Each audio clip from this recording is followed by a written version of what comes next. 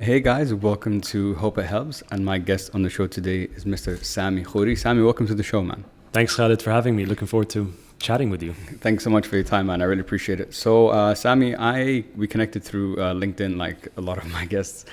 And what interested me about you, and I've been following it for a while, is the work you do around mind resilience training and the stuff you do about mindset. And I know you work with corporates and with individuals. So, and you also implement neuroscience behind all of that, which I think is very important, especially when we're talking about that kind of stuff. But there's a lot we're going to get into today because this is an area that I am also passionate about, and I have a lot of questions and things from my experience that I'm curious to see what you would say. But anyway, before we get into everything, Sami, why don't you give all of us a little bit of background about yourself, and we'll take it from there. Sure. Thanks, Khalid, for having me on board. My name is Sami, originally Palestinian, grew up in Dubai, spent most of my life here, studied here, worked here. I've worked in corporate, agency, nonprofit, startup, started a couple of businesses, and I've worked mainly in the business development and marketing fields. And like many of us, throughout those years in my career, I struggled with things like anxiety, stress, Sure, yeah. Low confidence, negativity. And I thought to myself, well, this doesn't feel right. It doesn't seem right. It's natural to experience stress and anxiety in life, although it is not natural to be chained by that stress and anxiety or consumed by it. Yeah. So I've always been into personal development for as long as I can remember. And just over the last few years, just started diving into some more advanced areas for my own development, areas such as philosophy, mindfulness, neuroscience, psychology, spirituality. And just what I learned about the human mind, what I learned about what it means to live well, I was really able to heal a lot of the inner struggles that I was experiencing. And that's why I decided to share what I've learned with other people in the hopes of helping them. It's knowledge that can really help anyone, whether mentally, spiritually, emotionally. It's all out there. And I think that once you embrace certain not like self-knowledge and information about how our brains function, you can actually really be whoever you want to be. Mm-hmm. And so now that's why I launched Mind Resilience Training. And what we do is we do soft skill training for corporates based on neuroscience research. When you understand how your brain works, you can then work with your own brain. True. And that would help you break out of your limiting beliefs, build productive habits, and really enhance your overall life. So that's what I'm doing now. That's awesome, man. Again, like you, personal development in that area is something that I've always been very interested in. While I was living in Amsterdam, I went through this whole, I think people listening to the podcast are probably sick of me saying that by now, but anyway, because I've said it to many guests, but I went through that whole journey and so on. But one thing that I find, or I've been going through recently, and I only recently came to a question, which is, so you talk about growth mindset and fixed mindset. So because I watched some of your stuff, and when I was doing my research, so your definition is fixed is I cannot improve, and growth is I can, right? Yeah. Now, what I've found, like with all the things that we talk about in personal development, it's not that they're, what's the word? Like they're all true and they all do work, but I feel I almost feel like, because I'm just reflecting on my experience, it's not the reality of the situation, in the sense that I believe, given my own experience, so during that time that I was telling you about, I had fully a growth mindset, like going to seminars, whatever. I was improving a lot, I was learning a lot, and so on. But then for the last, I'd say two and a half years, only until very recently, I feel like I lost that mindset, and I almost shifted into a fixed mindset, and and I was telling my wife that I missed the person that I was, because that guy, that I remember that mindset, I remember that feeling, which was like amazing. So the thing about having a growth mindset and a fixed mindset, do you believe that's something that is flexible, that it changes over time? Do the experiences in life, can they tilt you one way, tilt you another way? Or do you believe that once you fully, I guess, maybe ingrained yourself in it, like fully, maybe I was at like 70, 80%, maybe if I was at 100, it would have been different. So what are your thoughts? Because in my experience, I feel it's flexible now. For sure, it is very flexible, and just a couple of things to note. First of all, you can apply a growth mindset to any area of your life. It can be in your personal life, in your professional life, in your relationships, your hobbies, your passions. This is a mindset that you can apply anywhere. That's the first thing I'll say. And the second thing is that we all go through ups and downs. There are always, life is waves. Life is the high tide and the low tide. Yeah. And that comes with respect to how much we want to push ourselves, comes with respect to our motivation. So this is also, there's a certain acceptance that comes along with this journey, that to accept that you will fall off the bandwagon, and that's okay. That's part of the human experience. Yeah. And that allows you to take the setbacks a lot easier. That allows you to be easy on yourself and to forgive yourself in those moments when you feel that, okay, I'm not giving it 100%. Sure. So it's definitely, there's definitely flexibility. It's not always consistent as we want it to be, but as long as we are engaging in that growth mindset, as long as we are going with our natural flow of growth and experience, this is what matters at the end. That's an interesting thing that you said that maybe I didn't take into consideration, is that that growth mindset is something that can be applied to different areas. So, for example, if I've understood you correctly, I could have a growth mindset, for example, in my personal life, but I could have maybe a fixed mindset at work still. Yeah. So it's not, I guess maybe my perspective has always been, it was very binary. You either are or you're not, and it's either your growth mindset in everything and fixed in everything too. So I didn't. That's something that I maybe haven't considered before. Yeah. It's again, whatever experiences you have, you can learn from any experience. You can learn from any experience. You can learn how to grow from it. You can find the opportunities in the surprises of life. You can see how the challenges and obstacles actually give you strength. Yeah. And I think this is an important mindset, that resistance builds resilience.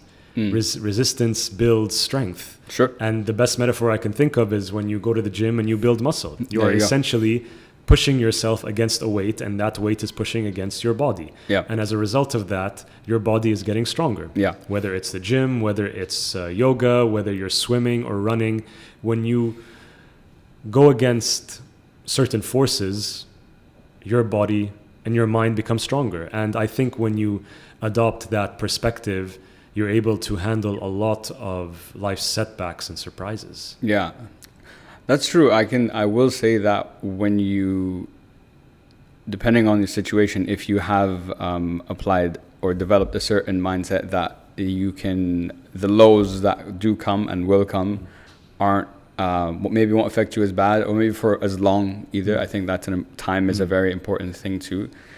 But coming back to that gym example, that resistance, building that, should we call it, resilience. But now, one thing you said that was interesting to me, because it was a different take on resilience. In my mind, resilience is, and I'll have an example for you. Like when I think of resilience, I think of like, because I was just watching, the UFC promotion for the next fight. So I'm like, and like what they go through, and like the injuries, and like that mindset, and like the mindset of a fighter, like that.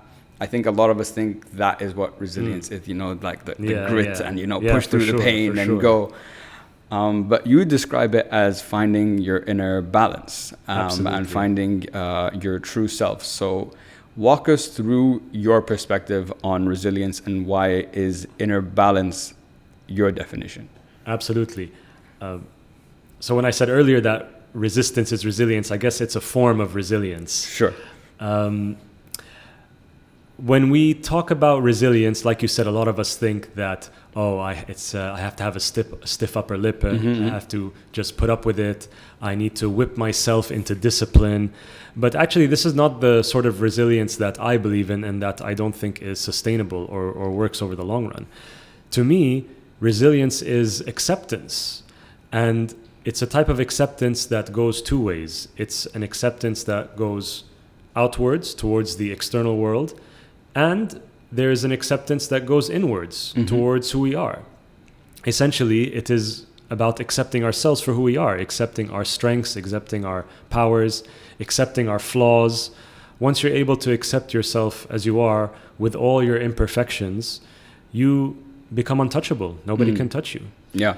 Because you see yourself, you accept your vulnerabilities, and you are aligned with your true nature. Once you're aligned with yourself, you can overcome a lot of the ups and downs of life because you know who you are. Yeah. You are aligned with your values. You believe in what you believe. You believe in your values. Yeah. Then there's also the outwards acceptance, and that is accepting events as they happen. And when I talk about acceptance, it's not as in, okay, I just accept it, I'm not going to do anything about it. It is seeing things as they are, not as they should be. Not complaining that, oh, this individual should be that way, this event should have happened to me in this way. It is saying that this is who this person is, this event is as it happened. Yeah. When you have that acceptance, when you see these things in all their complexity and simplicity, then you are able to better act. You have less of a foggy mind. You are less likely to be consumed by your emotions, wishing that things turned out in another way. You simply accept the situation as is, and that gives you the clarity and focus to act after that. Yeah. Because at the end of the day, as humans, we have to make decisions, we have to act for our own well-being and the well-being of other people. That's very, very true. It sounds like what you're talking about is, for maybe the external, is taking things as they are, and it sounds like it's being objective to it. You know, this is the situation this is a lot easier said than done because we're humans and we have emotions, so to be completely objective is not possible, but that does help, I guess, at least keep you grounded, you know, maybe keep you not from overthinking it maybe, or doubting yourself too much, or whatever the case might be when you're making that decision. You talked about something, you said that you mentioned vulnerability just now, and it was very interesting. And you talked about how having this mindset and accepting who you are, you said that there's times there where I can be myself and there's times where I can't. Yeah. So that was interesting to me because, again, coming back to what I was talking about earlier, when we talk about all these things, personal development, vulnerability, whatever, I feel the message isn't clear, and it's too good. You know, it doesn't take into account like the harshness of like being vulnerable. You know, vulnerability is a great power, whatever, and I do believe that. But when you so my perspective when I hear that, if I'm someone who's not thinking about that, I'm like, oh, so I have to be vulnerable and full in every situation with every single person. But based on what you're saying, which I agree with, that there's times that no, I can't be myself, or I shouldn't be this vulnerable, and that's a meter. So where does vulnerability play into, you know, when it comes to mindset? Is it a important component of mindset, or is that something you feel is separate? When it comes to vulnerability in particular, I think there is a time and place for it. And the reason that we need to embrace our own vulnerability is for our own mental well-being.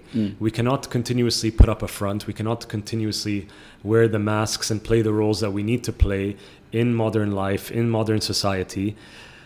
So being vulnerable, whether it's to yourself, it's to your loved ones, family and friends, that provides a certain release that gives you that mental and emotional well-being. So I think there is a time and place for it. For everybody, it's different, depending on the situation, depending on the context. To go back to why you cannot be yourself in every single situation is because we have to accept that we live and work and interact with other human beings. And human beings have certain qualities that we cannot escape.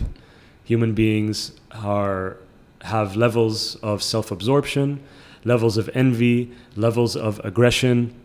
This is how human nature was built. Yeah. And so if you go into a situation and you're going to be like, you know what, I'm going to be 100% myself, you might offend the other person who is only offended because of their own ego. It's nothing that you said or did in particular. It's nothing that you take personally. Yeah.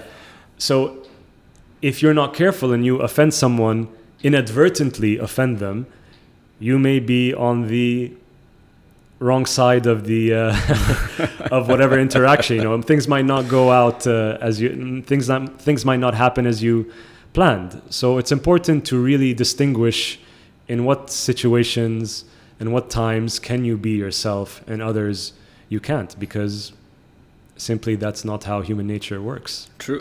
That's a very good point. That you mentioned that we do live in the world, so we are interacting with other humans who have different beliefs and everything. They're a completely different, and also depending on the context of you're meeting a friend, are you meeting a stranger, are you at work, is there stress, all that stress that comes with that. So and of course, by no means am I criticizing human nature. I'm simply saying that this is something that we have to accept. Yeah. And again, once you accept things as they are, you are better able to make a decision. You're better able to act with clarity and focus. Yeah.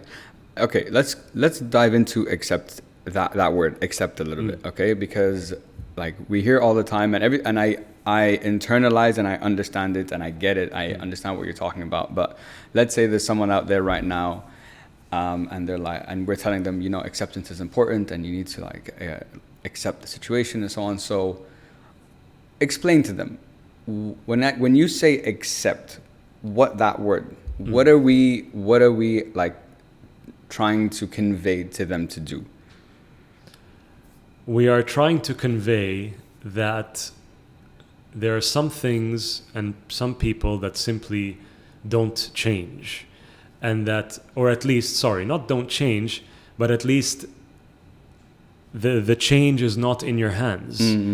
A lot of stress, a lot of anxiety, a lot of frustration comes from our desire to control situations and people that we cannot control or that we cannot change. So the acceptance, the message is to simply, accept things as they are. Yeah. When you accept things as they are, when you accept people as they are, that helps your own well-being, that helps your own inner balance and peace of mind. And you'd be very much surprised. I mean, when you look back and you think about all those times you decided to let go of something or stop chasing it, and for some reason it just fell into your lap. Yeah, that's interesting that you said that. Sometimes, and you hear that a lot when it comes to like maybe relationships or you know how people met, like, oh, I wasn't even looking, and then like here I am, like you're married now. You know what I mean? So it's funny. It is funny how sometimes you do need to almost do nothing and take a little bit of a step back, I guess, to create that space for some new potential to come into.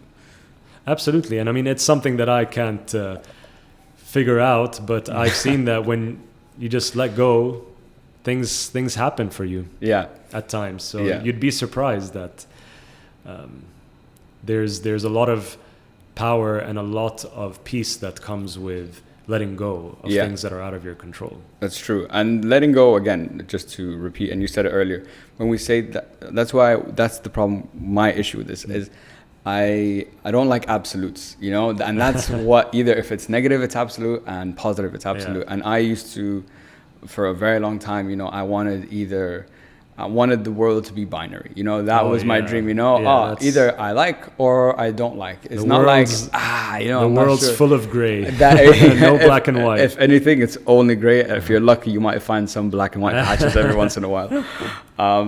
And coming on to something you mentioned earlier, which is very interesting, which is the accepting the situation as it is and not as you would have wanted it or as it should. Yeah. And we're going to bring that back to, ourselves as people. We all have, like Khalid, as I am sitting here, Sami is sitting here, and we're all like, we have a certain perception of ourselves. There's who we are now and who the actual self, and who we idolize, you know, the idealized self, as I think that's how you described it. Yeah. And I really like what you said, that the bigger the gap, the bigger the turmoil. And you find that in conversations you have with people and stuff, when you're doing something, maybe you're in a job, you're in a relationship that is going against that internal voice that's telling you, maybe, you should leave, maybe you should change. It does create that. That's what leads to anxiety, depression, stress. Yeah. So I understand what we're talking about, being comfortable with accepting who we are now. But I also think, that idealized self, I don't think that ever goes away. I don't think you're ever going to be 100%, I'm comfortable. You're never going to not be thinking about like, what's Khaled 2.0 look like? What does Sami 2.0, what does he do? What does he speak? There is always that future self that we will work towards and aspire to be. So I believe that the gap never goes away, but maybe through these things, what you're saying is they can be minimized. What would you say? Yeah, absolutely. So I believe that you have your authentic self, and you have your idealized self. Your authentic self is who you are to your core. It's who you are based on your values, what moves you, what drives you, what gives you that flow. In essence, you're living according to your authentic self. The idealized self is something that is beyond that, something that is, you define it based on whatever life experiences that you've had. You define it based on what you think will make you happy and successful. Now, absolutely, like you're saying, as human beings, we all grow, we all evolve. For me, I believe that it's about growing and evolving in alignment with who you really are. So you can still be your authentic self, and you can still grow as your authentic self. You grow as your authentic self by diving into the areas of your work or life that actually speak to you, that you actually connect with naturally. Once you understand what it is that excites you, once you understand what it is that gives you your flow, these areas, these topics, these subjects, whatever they are, these passions, then you are able to grow within these areas, and you're still being true to who you are. Yeah. Essentially, you're the same eagle, but with bigger wings. You're the same eagle, but with bigger wings. That's an interesting way to look at it. I do like that though. And to build on what you're saying, so last night something popped up on LinkedIn, and is that by that guy Stephen Bartlett. I don't know if you're familiar with him. Anyway, he has a podcast called Diary of a CEO. It's a great, check it out. Oh yes. Yeah. So he had it was a short clip, why finding your passion is a lie, and I'm like, okay, interesting, because that's not usually what you hear. And he talks about how that sentence means that I have to go, like it's something I need to find, I need to search for it. And his perspective was, it's actually it's been there, or it's there all along. You just haven't tapped into it yet, or understood it yet, or come to terms with that. So coming to the authentic self, and you know how we say, you need to find yourself. So when I heard that, and he says, okay, it's there all along, which I do agree with, and it's not something that you have to search for. Yeah. It kind of flips that perspective on its head a little bit. So in terms, because I had a question that is, okay, how do we find ourselves? Like, how do you find yourself? How do you know that how do I know that I'm being my authentic self? But if it's not something I need to search for, how do I figure that out? Absolutely. And I agree with that. And I only speak from my own experience, which is you reconnect to that inner child within you. You reconnect to that child within you who was excited for life for no reason, who would get involved in different activities and hobbies without being pushed on by their parents or even their friends. What was it that stimulated you naturally? What was it that called to you when you were young? That would give you some clues, I believe. And also the kind of personality that you had, because as we grow older, our personality becomes clouded by all the instructions that we get from our parents, our teachers, our colleagues, our boss, Netflix, and that just covers up who you really are. So it's about removing those layers, removing the fog from your. It's about removing the fog from your mind and your brain and your heart and soul, and just turning inwards. That is where you find it, in my opinion. Yeah. And then once you find it, it is about then, again, ideally, it is about how do you align your authentic self with the demands of the world, with demands of society, with the demands of the workplace. The more that you can align those two things together, the less turmoil you'll experience. That's true. That you would experience less turmoil, but let's come back to what you said. So let's say aligning your authentic self with the world, with the world around you. What if your authentic self? Let's say now we're here sitting in Dubai. What if my authentic self and my doesn't align with being here, with the culture here, with the people here? What's my solution then? Is it to leave and find a different environment where I could align more with my values and my authentic self? Or let's say, to make it more challenging, let's say, okay, I'm here and I'm struggling to align those two. What do I do then? Well, the first thing you have to ask yourself is what's within your control. And the things that are within your control, generally speaking, are your behaviors, the way you think about yourself, the way that you think about others, the way you think about your situation, your words, and the decisions that you make. So these things are always within your control. So either you can pack up and leave, you can do that if you wanted to, or you can change your attitude, you can change the way that you perceive the situation that you're in. And you can take, or you can take decisions that you feel would better allow you to be more authentic. Again, I'm speaking very, very general here. Yeah, of course. Yeah, but it's about how do you adapt? How do you adapt mentally? How do you adapt spiritually with what you are experiencing? Yeah. So, okay, on that, so adaptability, that seems to be a very important part. Now, in the work that you do, I know you work with organizations and individuals and so on. I guess what I'm curious about is two things. Number one, what is the biggest or what is typically the most common feedback that goes like that challenges the things that you're talking about, and what is the feedback that has been more on the positive side? Do you understand? In some cases, are there people who like resist what you're talking about, and others that they're a lot more accepting? Like, what's the typical feedback that or the most common types of feedback that you get from the work that you do? So there's the common type of feedback that I get is that, so people say, yes, I get this, I understand this, but I have trouble applying it. Yes. I have trouble applying this mindset. I have trouble creating these new habits. I have trouble implementing these decisions. So for me, something that I believe is very helpful is, first of all, to have the intention to change. That's an important one. That's an important one. Yeah. Because you can talk a lot about what you want to do and who you want to be and the kind of life that you want to live. But if you don't have the intention to actually change, you're not going to get anywhere. So the first thing is intention. And to me, the second thing is knowledge about the human brain. I mean, the human brain is a fascinating thing. It's one of the most mysterious things in the universe. And from what we know about how the human brain functions is that even your thoughts and emotions have an existence in your brain. They exist through neural connections. Your thoughts and emotions are not fairy dust.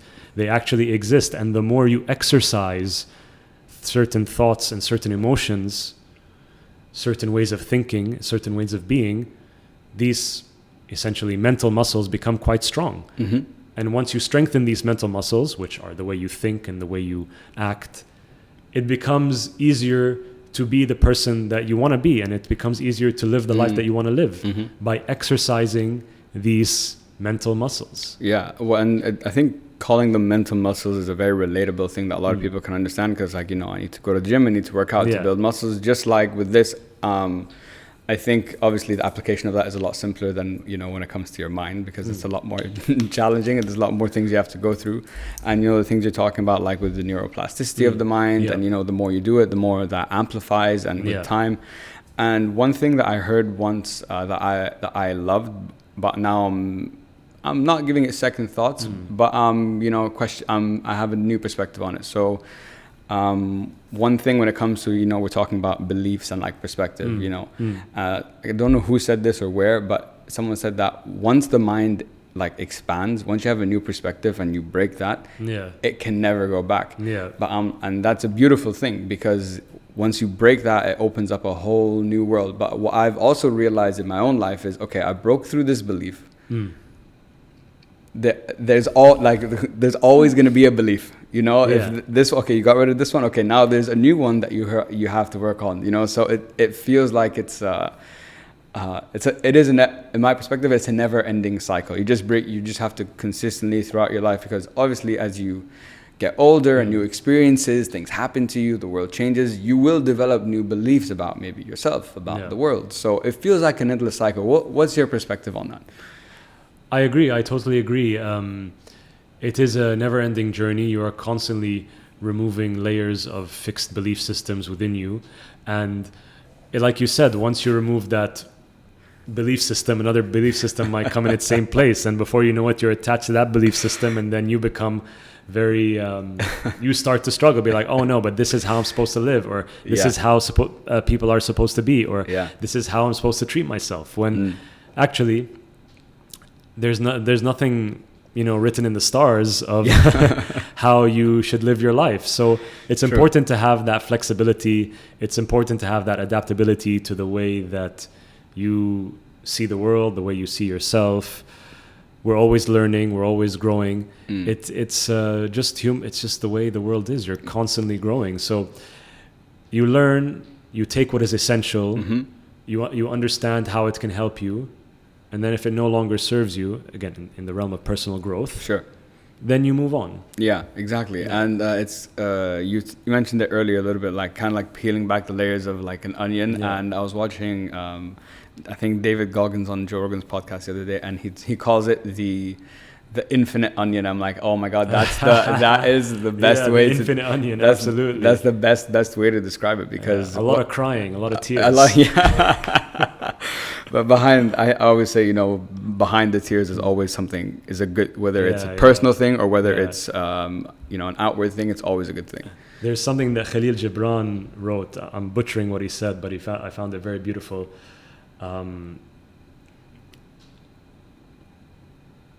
Pain is the breaking of your own understanding. Something along those lines. You don't have to put that in the podcast if I butchered it that badly. It doesn't matter. Basically what Khalil Gibran said is that the more that you learn about the world and you feel pain because of what you're learning, essentially it is destroying what you thought you always knew. One thing you reminded me, because on your site there are some like quotes, even I wrote them down. I'm like, oh, this is excellent. Like this one by just to make sure I get it right.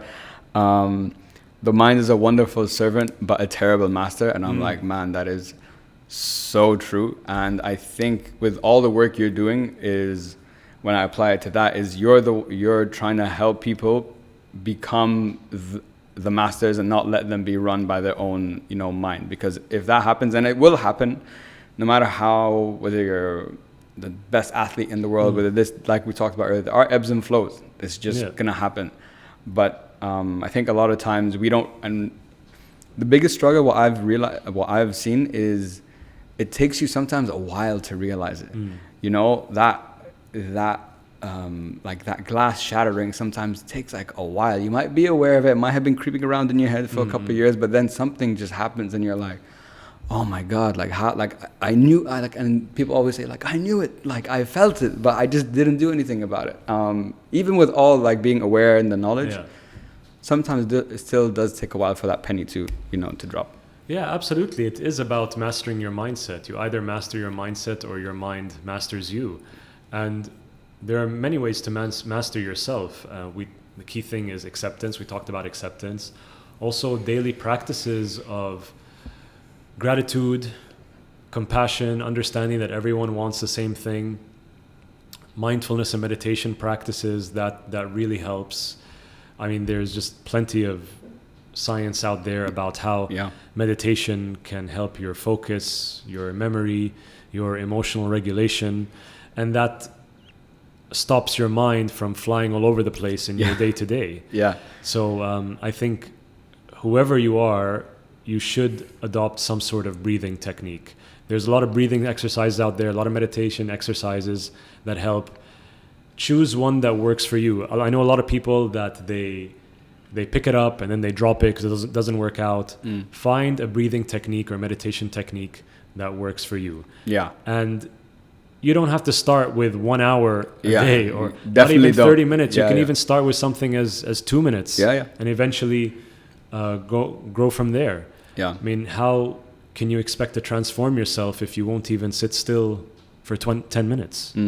That's a good way to talk about it, actually. Yeah. And what you learn through meditation, through these meditative practices, through yoga practice, there's a certain essence of being, which is an essence of balance and calmness.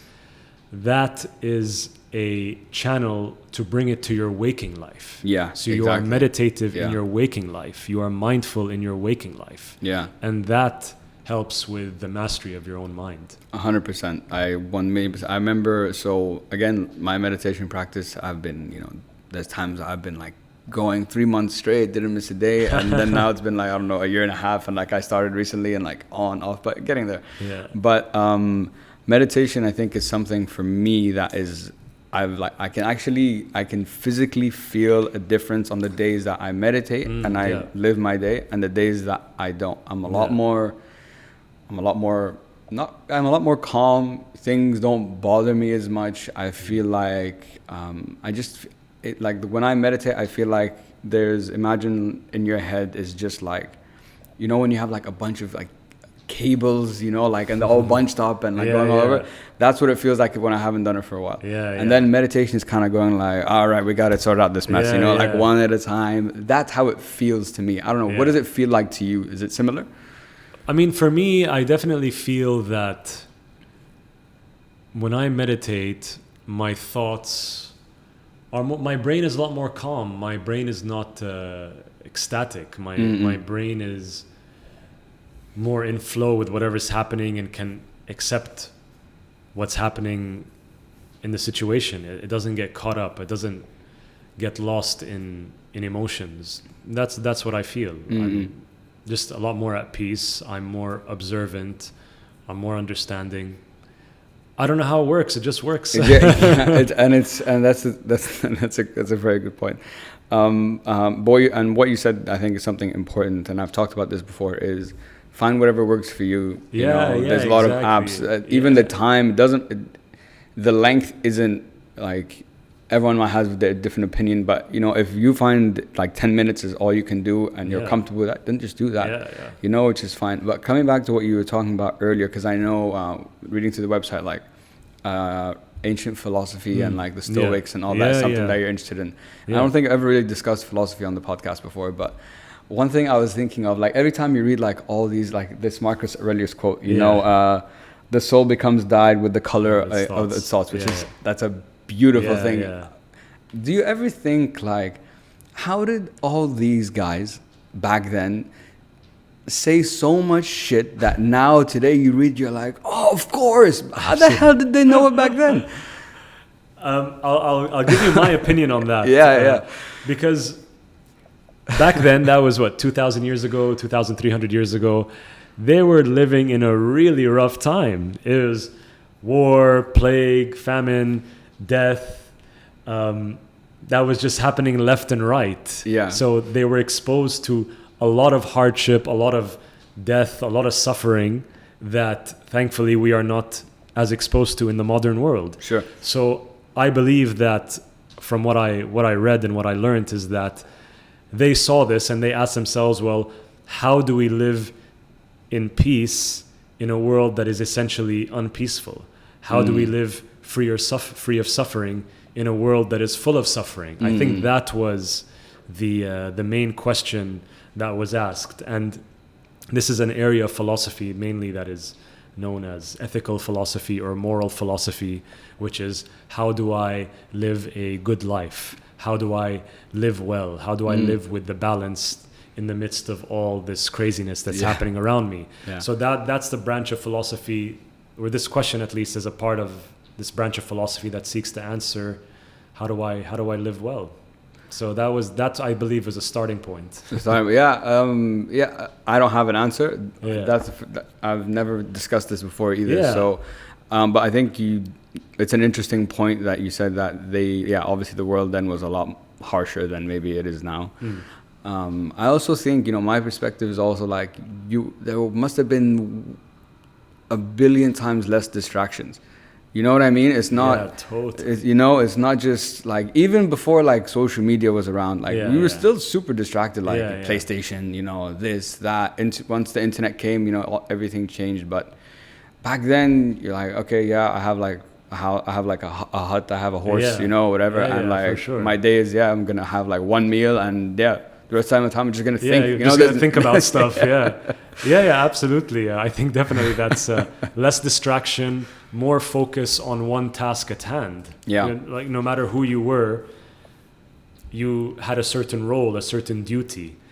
And because of the way the world was back then for so many centuries, it's like, this is your specialization. This is what you're good at. So that's all you're doing. Yeah. And as we very well know, the more you do the same thing over and over again, the better you get at doing it, the quicker you get at doing it. Your mind opens up to new possibilities because you're so in this one area. And I think so. The distraction, that's another conversation on its own. I mean, do you think, how much do you think, especially maybe nowadays it'd be interesting to discuss, because there's so many, I spend a significant amount of time on TikTok. I'm not going to lie. It's just unbelievable. It's endlessly entertaining, so I'm like, yeah, that's good. Keep it going. Do you think now, because of the amount of distractions there are, and because it really is so fast paced now, everything changes, things like ChatGPT now is a thing, like there's AI that you can do this. Do you think that adds, is it more challenging now when we're bringing it into the mindset conversation, or on the flip side, because there's so many different things distracted by and you're thinking about so many different things, does that open you up to more?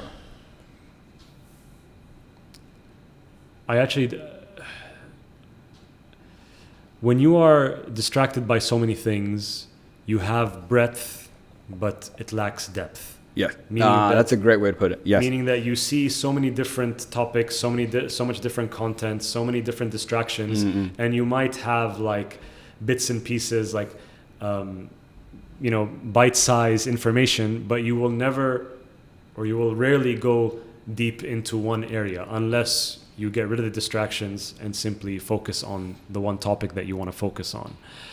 And it's pretty much, there's a lot of science out there that says that when you are distracted, when you shift your focus from one task to another task, and then you shift back to that task, back to the first task, first of all, it takes a lot of brain energy from you to shift your focus. We don't feel it, but it does.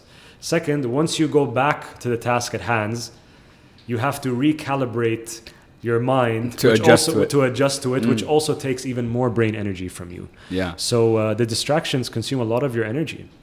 And I think we are underestimating that. Because at the end of the day, obviously you need energy, and you need energy to manage yourself, and you need energy to manage your mind. Yeah.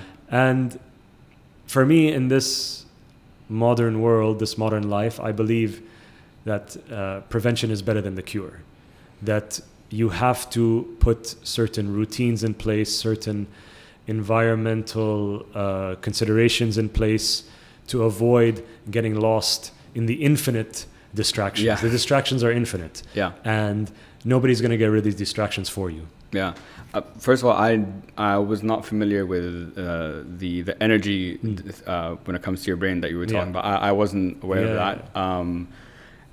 And when you said when now I'm thinking about it, like if I'm doing one thing and then like I have to go back and do something I was doing before or something different, you do feel like maybe a drop in motivation level, or you'll still do it, whatever, but you're not killing it maybe than if you weren't. But do you think that with you were talking about distraction? No.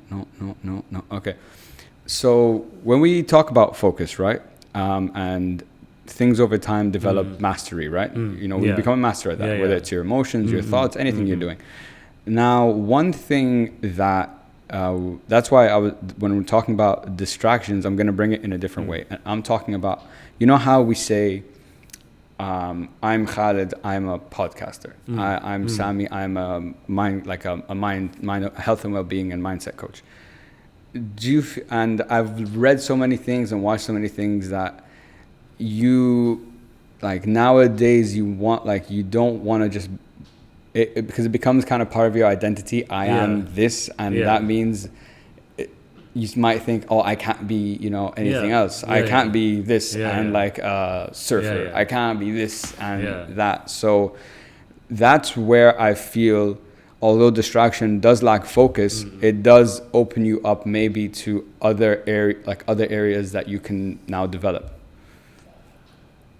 See, I would have to challenge that notion, because when we talk about distraction means the inability to focus on one thing. Now, this can be at a micro level or it can be at a macro level. Okay. A micro level meaning I'm reading a book, I get a distraction, my phone rings, I'm distracted. Yeah. A macro level, I would say, is something that is long term. It is the like you say, okay, I'm going to stay being a trainer, or I'm gonna stay being a podcaster. Looking at other areas to improve yourself or to add to your creativity or your energy or your expression is not necessarily a distraction if it serves you. Okay. So let's say it can even be something totally out there. Like, let's say you're a podcaster and you like to paint on the side. That is not necessarily a distraction. That is simply another part of your being. You know, it is very difficult through labels to tie us down into one dimension. We are multi-dimensional beings. Yeah. We don't have one dimension. So a part of you is a podcaster, another part of you is an artist. Yeah. And you being an artist in whatever type of art you're doing, I'm sure serves you. Maybe it is very therapeutic for you. It helps you switch off. It helps you explore different worlds. Yeah. And then before you know it, maybe you're bringing your art into your podcast. True. So that's why I say I wouldn't call these... You wouldn't call it a distraction. On a macro level. Okay. It's not a distraction. It's simply another part of your being that you are nourishing. It's a part of... It's one of your dimensions that you are cultivating. Yeah. We're all multidimensional individuals.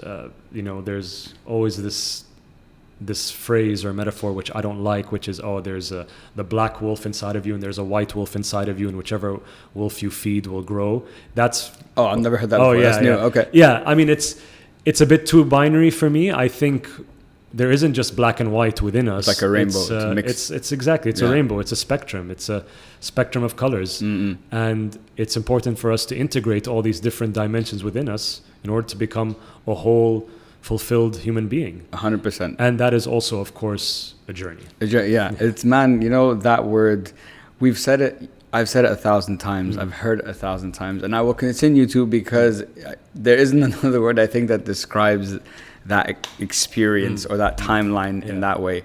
But coming back to something you said earlier about routines.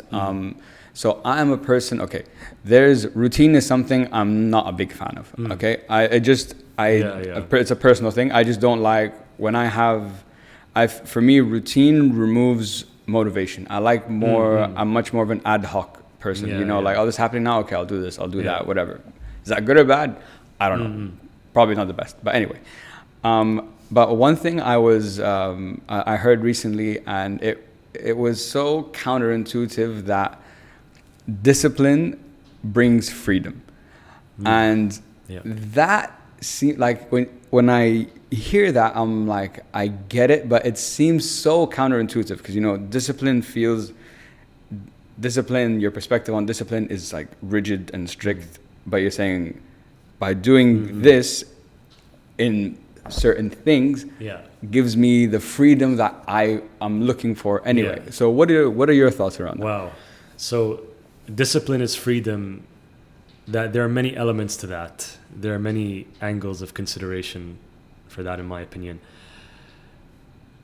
There's the discipline of, first of all, there are things in life that you want to do, and there are things in life that you have to do. Yes, yes. So let's say that you are starting your own business.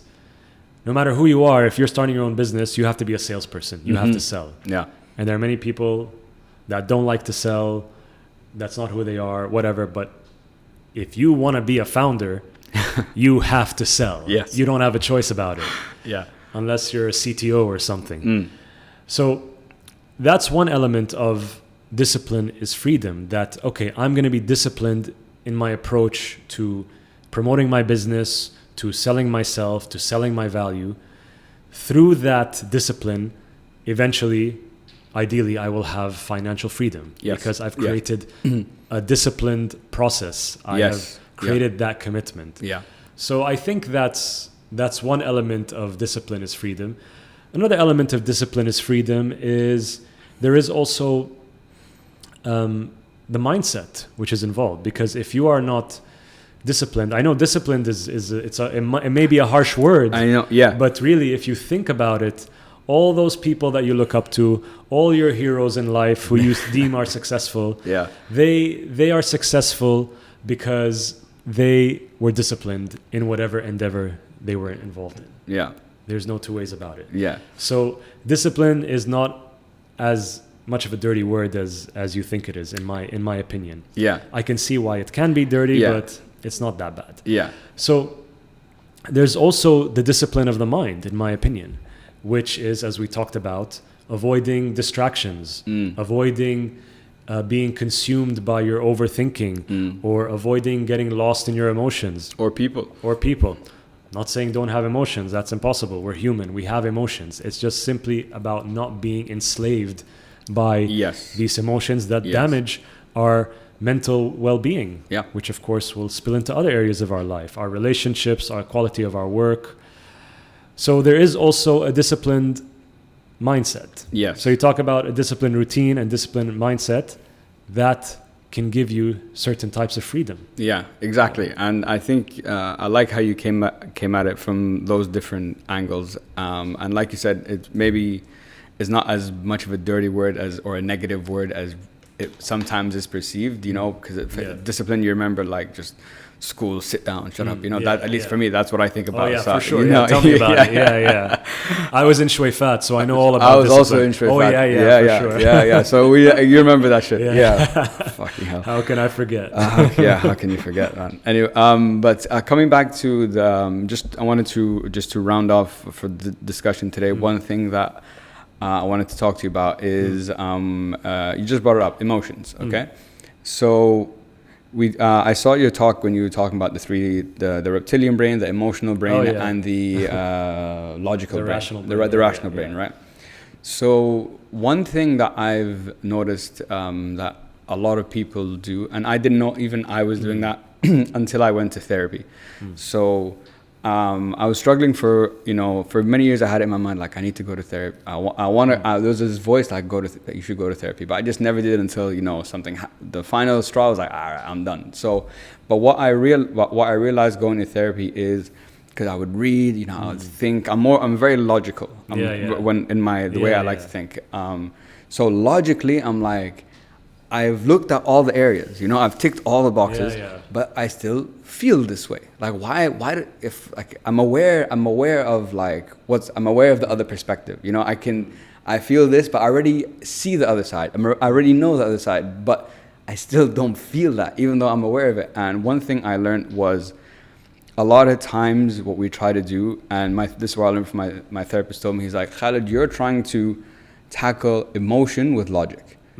And it doesn't work. And that's why when I was we were talking about the brains, and I think you're using it in the sales context, that you have to tackle those three different brains in those specific ways in order to solve those kind of issues.